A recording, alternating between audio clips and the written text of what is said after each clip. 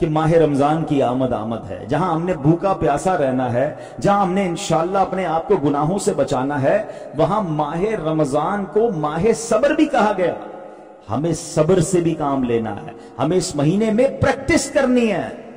ایک صحابی رسول ہیں، نام ہے ان کا منیب ازدی رضی اللہ عنہ، کہتے ہیں میں ابھی ایمان نہیں لایا تھا، میں نے ایک عجیب ماجرا دیکھا کہ اللہ پاک کے آخری نبی صلی اللہ علیہ وسلم، جن کو اس وقت وہ نبی نہیں مانتے تھے، ایمان نہیں لائے تھے، میں نے دیکھا کہ وہ صبح سے ایک جگہ کھڑے ہیں، لوگ ان کے گرد جمع ہیں، اور نبی پاک لوگوں سے کہہ رہے ہیں اے لوگو لا الہ الا اللہ کہو فلاح پا جاؤ گے۔ اسلام کی دعوت دے رہے تھے، اللہ کی طرف بلا رہے تھے، مگر جو لوگ جمع تھے نا وہ ان کی باتیں نہیں سن رہے تھے، وہ ان کو برا بھلا کہہ رہے تھے، معاذ اللہ گالیاں نکال رہے تھے، کوئی بٹی اٹھا کے پھینک رہا تھا۔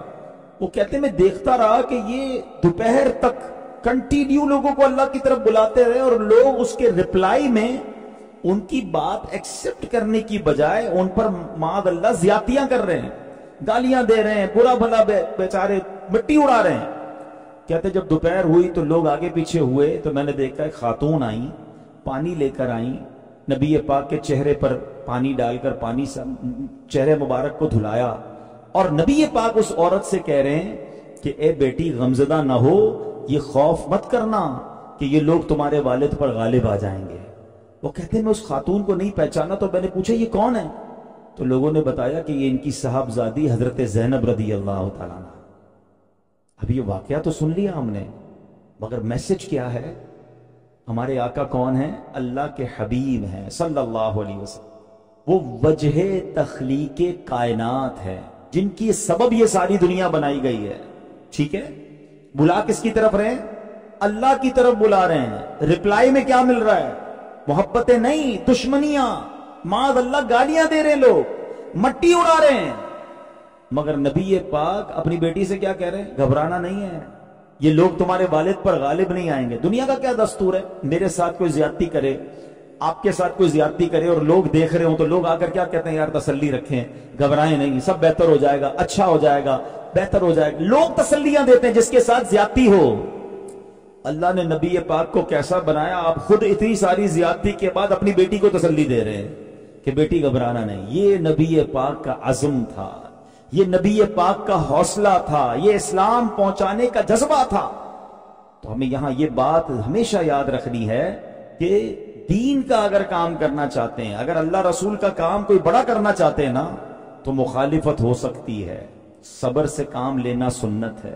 دین کا کام تکلیف کے بعد بھی نہ چھوڑنا سنت ہے، صبر کرنا سنت ہے۔ ہم تو چھوٹی چھوٹی بات پر ہمت ہار جاتے ہیں۔ اب مثال کے طور پہ ہم نے دوستوں نے مل کر کوئی پلان کیا کہ کوئی اچھا کام کرتے ہیں، اور جیسے ہی کام شروع کیا کسی نے حوصلہ نہیں بڑھایا یا کسی نے ہمت توڑ دی، بندہ کہتا ہے بھائی مجھے کیا ضرورت ہے کام کرنے، کوئی ساتھ ہی نہیں دے رہا ہے، میں تو مسجد بنانے چلا تھا کوئی ساتھ نہیں دے رہا، بھائی میں کیوں کروں، بھائی میں یہ فلاں نیکی کا کام کیوں کروں، میں جناب یہ اچھا کام لوگ چھوڑ دیتے ہیں کہ یار لوگ حوصلہ نہیں بڑھا رہے۔ ایسا نہیں ہوگا۔ جب بھی دین کا آپ کام کریں گے نا، جب بھی اچھا کام کریں گے، آپ کو ڈسکریج کرنے والے لوگ ملیں گے، اور یہ ابھی سے نہیں، یہ سارے نبیوں کے ساتھ ہوا ہے۔ آپ انبیاء کی ہسٹری اٹھائیں نا، سرکار دو عالم علیہ السلام سے پیچھے بھی چلے جائیں۔ حضرت نوح علیہ السلام نے 950 سال عبادت کی، 200 سال لوگوں کو اللہ کی طرف بلایا، 80 لوگ ایمان لائے۔ اتنا مارتے تھے کہ کئی بار تو آپ بے ہوش ہو گئے، وہ سمجھے آپ کا انتقال ہو گیا، چھوڑ کے چلے جاتے تھے۔ حضرت موسیٰ کے ساتھ کیا کیا فرعونیوں نے؟ جینا تنگ کر دیا نا، کتنی تکلیف پہنچا۔ حضرت ابراہیم کو تو آگ میں ڈال دیا، جلتی آگ میں ڈال دیا۔ شکوہ نہیں تھا، شکایت نہیں تھی، بلکہ قوم کے لیے دعائیں ہیں، اے اللہ ان کو ہدایت دے دے، اے اللہ ان کو ہدایت دے دے۔ صبر تھا، بلکہ صبر سے اوپر کا درجہ ہے حلم، کہ ماہ رمضان کی آمد ہے، جہاں ہم نے بھوکا پیاسا رہنا ہے، جہاں ہم نے انشاءاللہ اپنے آپ کو گناہوں سے بچانا ہے، وہاں ماہ رمضان کو ماہ صبر بھی کہا گیا۔ ہمیں صبر سے بھی کام لینا ہے، ہمیں اس مہینے میں پریکٹس کرنی ہے کہ ہم غصے پر قابو پائیں، ہم بدلے کو چھوڑیں، ہم انتقام کو چھوڑیں۔ بات بات پر لوگ لڑ رہے ہوتے ہیں، رمضان میں بھی لڑ رہے ہوتے ہیں۔ نہیں میرے پیارے اسلامی بھائی، یہ رمضان انشاءاللہ اپنے صبر کو انہینس کرنے کا مہینہ ہے۔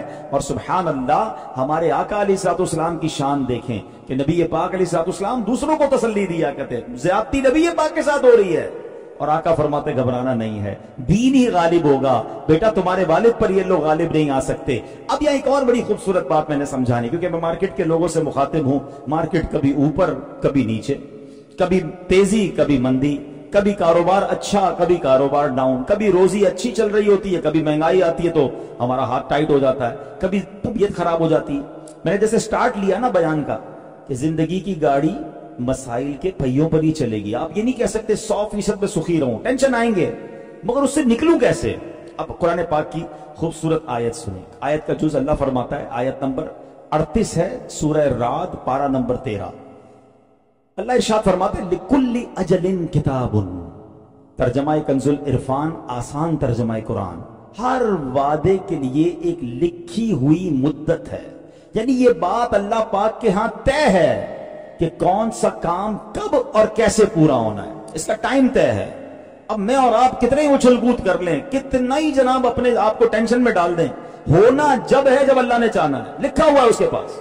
सब्र से अगर वो टाइम गुजार लेंगे तो सब्र का सवाब भी मिलेगा, मुश्किल भी खत्म हो जाएगी। मगर हमारा हाल तो ये है, हम सिग्नल पे खड़े हैं। अब तो सिग्नल पे उन्होंने मीटर भी लगा दिया है कि 60 सेकंड का सिग्नल है, मगर 60 सेकंड पूरे होने से पहले ही टेंशन शुरू हो जाती है, यार अभी तक खुला क्यों नहीं है, बुरा भला बोलना शुरू। भाई टाइम लिखा हुआ है, ये पूरा होगा जब ही खत्म होगा। अब ट्रैफिक में फंस गए, अब ट्रैफिक मेरे चीखने चिल्लाने से हल नहीं होगी, नहीं खुलेगी। मैं दुरूद शरीफ पढ़ता रहूं, कोई और काम कर लूं, मगर हमारी तबीयत के अंदर उकताहट आ गई है। अब बुखार होता है ना, पता है 4-5 दिन से पहले नहीं जाएगा, डॉक्टर भी कहता है भाई 7 दिन का कोर्स करो, ये 7 दिन तक नहीं जाएगा। पहले दिन से ही चीखना चिल्लाना शुरू, पता नहीं क्या हो गया, क्यों नहीं हो रहा। सब्र नाम की कोई चीज नहीं बची। अच्छा, फिर इस टेंशन में हम प्रॉब्लम सॉल्व नहीं कर पा रहे, मगर उस टेंशन में मजीद बीमार हो रहे हैं, मजीद हमारी तबीयत में झुंझुलाहट आ रही है, हमारी तबीयत में फ्रस्ट्रेशन आ रही है, और उसकी वजह से हम लोगों से भी लड़ रहे हैं। यानी हमारा कोई काम अटक गया ना, मिसाल के तौर पे मार्केट डाउन हो गई, रेट कम हो गया, अब मेरे कहने से तो रेट नहीं बढ़ेगा, जो अल्लाह की मर्जी, नसीब में लिखा था ना, इंतजार करें, अच्छा वक्त आएगा। लेकिन उस टेंशन में मैं अपने घर वालों से लड़ रहा हूं, अपने दोस्तों से लड़ रहा हूं, क्योंकि मुझे उकताहट हो रही है। एक हदीस पाक सुनाता हूं, मैं सच्ची बात बताता हूं, मैंने ये हदीस कुछ दिनों पहले ही पढ़ी है। हर इंसान के साथ कोई ना कोई प्रॉब्लम होती है, किसी चीज का इंतजार होता है, किसी अच्छे वक्त का इंतजार होता है। जब से ये हदीस पढ़ी है ना, वो कहते हैं ना, दिल में ठंड बढ़ गई है, कि अच्छे वक्तों का इंतजार। हदीस सुनिए, नबी पाक फरमाते हैं, अफदलुल इबादती इंतजारुल फर्जी। आका फरमाते हैं, आसानी मिलने का इंतजार करना अफजल तरीन इबादत है। आसानी मिलनी है मगर इत्मीनान के साथ। ऐसा नहीं रोज चीख रहे हैं, पता नहीं कब मसला हल होगा, कब मेरी टेंशन दूर होगी, अल्लाह पाक मेरी सुनता ही नहीं है। मादअल्लाह लोग कुफरिया कलमात बोल देते हैं, नहीं, इत्मीनान के साथ, सुकून के साथ। हर रात के बाद सुबह है, हाँ, हर मुश्किल के बाद राहत है। इन्ना मअल उसरि युसरा, वादा है रब का, आएगी आसानी, मगर उसका एक टाइम लिखा